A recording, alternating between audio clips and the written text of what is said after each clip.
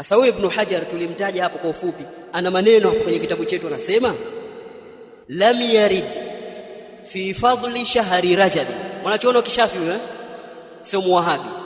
Lam yarid fi fadli shahri Rajab, haijaja kuhusu fadhila za mwezi wa Rajab, wala siyamihi, wala kufunga kwake huo mwezi wa Rajab, wala fi siyami shay'in minhu muayyanin, wala kuhusu funga ya kitu chochote katika mwezi huo chenye kuainishwa, wala fi qiyami lailati, wala kuhusu kisimamo cha usiku mahsusati, usiku maalumu, fihi, ndani ya mwezi huo wa Rajab, hadithun sahihun, haijaja hadithi iliyokuwa sahihi.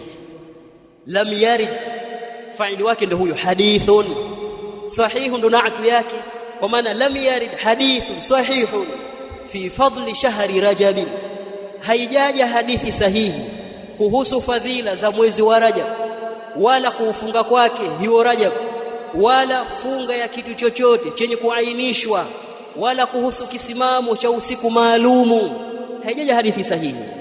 Yasluhu lilihtijaj, ambayo inasilihi, inafaa kuitolea hoja, kwa maana hadithi zote zilizokuja kuzungumzia ubora na fadhila na mambo mengi mapya kwenye mwezi wa Rajab, hadithi zote zilizokuja hazifai kutolea hoja na kuthibitisha jambo lolote la kiibada kupitia hadithi hizo. Hadithi zote ni mbovu zilizozungumzia fadhila za mwezi wa Rajab, kwa sababu tumeona mwanzo katika maelezo imetakuwa ni dhaifu au itakuwa ni maudhu, na zote hizo hazitolewi hoja katika kanuni za watu wa hadithi. Ndio anayosema Ibn Hajar hapa. Kisha Ibn Hajar akasema hivi ili kukuaminisha wewe haya maneno, waqad sabaqani bidhalika, na kwa hakika amenitangulia mimi kwenye hilo al-Imam Abu Ismail al-Harawi.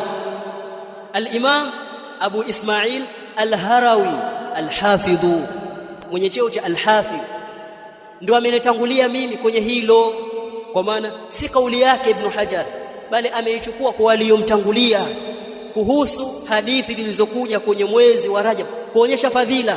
Zote hazifai kutolewa hoja, hakuna hadithi sahihi hata moja.